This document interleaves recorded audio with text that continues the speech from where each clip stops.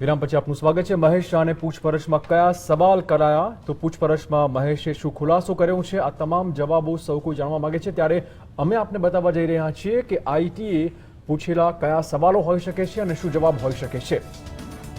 આખરે શું થઈ રહ્યું છે? કરોડોની ખોટી જાહેરાત કરીને સરકારને છેતરનાર ગઠિયા જેવા મહેશ શાહ સામે શા માટે કડક પગલાં નથી લેવાતા એ સવાલ સૌ કોઈને થઈ રહ્યું છે। આઈટીના સવાલની વાત કરીએ, કાળું નાણું સફેદ કઈ રીતે કરવાના હતા આ મૂળ સવાલ હશે। બિલકુલ એનો જવાબ કેવી રીતે છે કે મને કેટલાક લોકો પૈસા આપવાના હતા અને તેને હું મારા નામ પર ટ્રાન્સફર કરવાનો હતો। આઈટીએ પૂછવું હોઈ શકે છે, આઈટીએ નાણાં લાવવા સુરક્ષાની ખાતરી આપવી હોવા છતાં તમે નાણાં કેમ ન ભર્યા? તો એનો કંઈક જવાબ આ રીતે હતો કે મને પહેલા કહેવામાં આવ્યું હતું કે આ નાણાં મહારાષ્ટ્ર, ગુજરાત, રાજસ્થાનના અલગ અલગ હિસ્સામાંથી આવવાના હતા પણ આવ્યા નથી। આઈટીએ સવાલ પૂછ્યો કે તો પછી તમે કયા આધારે આટલું મોટું ડિસ્ક્લોઝર કર્યું હતું? તો મેં રિસીવેબલ્સના આધારે ડિસ્ક્લોઝર કર્યું હતું તેવો જવાબ આપ્યો। તો અનેક કડક સવાલો આઈટી દ્વારા પૂછાયા હોઈ શકે છે, પરંતુ પૈસા ક્યાંથી આવવાના હતા એક મૂળભૂત સવાલ આઈટીએ પૂછ્યો। તો આનો જવાબ મને કેટલાક લોકો નાણાં આપવાના હતા તે ના આવ્યા એટલે ભરી ના શક્યો। બિલકુલ, તો આઈટી આવા અનેક સવાલ ચોક્કસ પૂછ્યા છે અને હવે પછીનો સવાલ હોઈ શકે છે તો પછી તમે કયા આધારે ડિસ્ક્લોઝર કર્યું હતું અને આધાર શું હતું તે પણ આઈટીએ પૂછ્યું। તો આનો જવાબ કઈ રીતે આપ્યો કે મેં રિસીવેબલ્સના આધારે ડિસ્ક્લોઝર કર્યું હતું આ જવાબ આપ્યો। અને આઈટીએ મૂળ સવાલે પણ પૂછ્યો કે આ પૈસા જે ડિસ્ક્લોઝર ના હતા એ આવવાના ક્યાંથી હતા? તો મને કેટલાક લોકો પૈસા આપવાના હતા તે ન આવ્યા એટલે ન ભરી શક્યો તે આ જવાબ તેમણે આપ્યો। આ નાણાં વિશે પૂછ્યું આઈટીએ કે આ નાણાં શું બીજાના હતા? જી હા, પણ એ લોકો એ સમય પર નાણાં ન આપ્યા એ લોકો બેક થઈ ગયા આ જવાબ આપ્યો।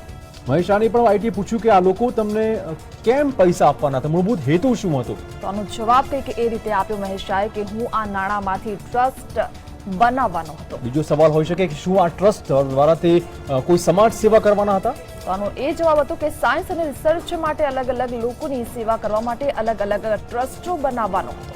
મહેશ શાહનો આખા આ ડીલમાં શું ફાયદો હશે આવો સવાલ પણ આઈટીએ તેમને પૂછ્યો હોઈ શકે છે। આનો જવાબ એ રીતે આપ્યો કે આ નાણાંમાંથી ટ્રસ્ટો બનતા તેમાંથી મળનારું દાન સમાજ સેવામાં આપવાનો હતો। તો સવાલ એ પણ કરો આઈટી કે આ ટ્રસ્ટો માટે દાન આખરે કોણ કરે?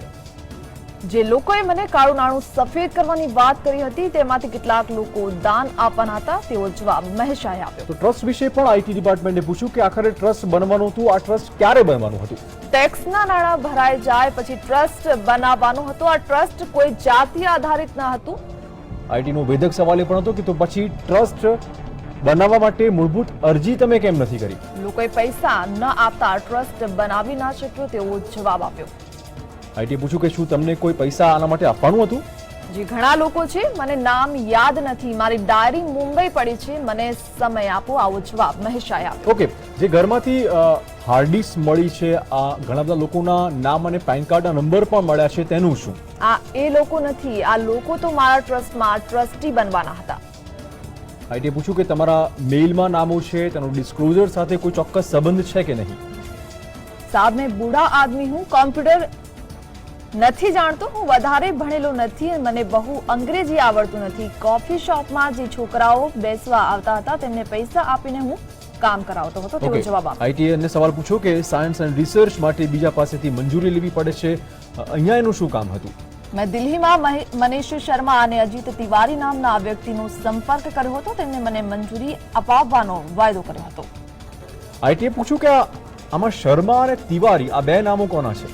જી મને મુંબઈની એક હોટલમાં મળેલા પણ એમના ફોન હવે બંધ આવે છે। લોકો બીજા 5% લેવાના હતા અને ડોનેશન આપવાના હતા। આઈટીએ ફેરવીને પૂછ્યું કે આખરે જે લોકો પૈસા આપવાના હતા એ કોણ હતા? જી એ બધું મારી મુંબઈ ખાતે જે ડાયરી પડી છે તેમાં લખ્યું છે તેવું મહેશ શાહે જણાવ્યું।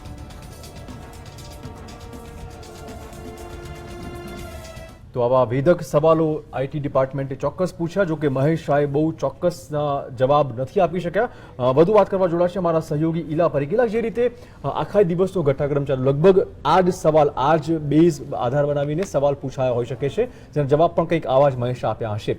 હવે આગળની તપાસની વાત કરીએ તો મહેશ શાહની ફિતરત કયા પ્રકારની લાગી રહી છે? ચિરાગ, તાજેતરમાં જ આઈટીના પૂર્વ કમિશનર એક ધડાકો કરે છે. જી. પીવીએસ શર્મા એમનું નામ છે. એમનું કહેવું એમ છે કે મારા બેચમેટ પાસે આ માણસ 2003-04 આવેલો અને એ જમાનામાં 2003 ને 4 એટલે લગભગ 12-14 વર્ષની પહેલાની વાત છે. ત્યારે એણે 800 કરોડના આઈટી ડિસ્ક્લોઝરની વાત કરેલી. તો એમના બેચમેટે ટોટલ વેરિફિકેશન કરેલું ને એમાં એનું આખું જે કંઈ ડિક્લેરેશન કરેલું એ આખું બોગસ નીકળ્યું હતું. એટલે આ માણસ બોગસ પ્રકારની પ્રવૃત્તિનો છે.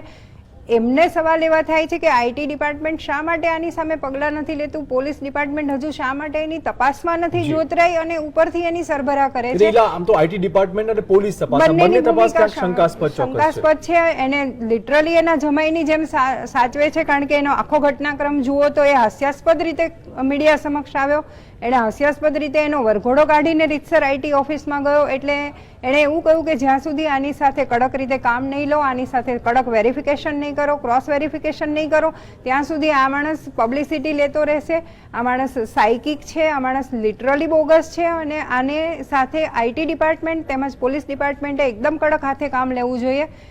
પૂર્વ આઈટી કમિશનર છે પીવીએસ શર્મા એમનું નામ છે ને હાલ તેઓ સુરત ખાતે રહે છે. જી એટલે ખાસ તો જે રીતે દિશા આખી તપાસની ચાલી રહી છે, લોકોને ચોક્કસ અપેક્ષાઓ છે કે કોઈક મોટા નામો ચોક્કસ જાહેર આવશે, પરંતુ વળી પાછો 2 દિવસ માંગ્યા હોવાનો સૂત્રો કહી રહ્યા છે કે 2 દિવસ મહેશ શાહે માંગ્યા છે. જી. કશુંક નવું થશે ખરું લાગે છે, ખરું અપેક્ષા લોકોની ફળશે ખરી?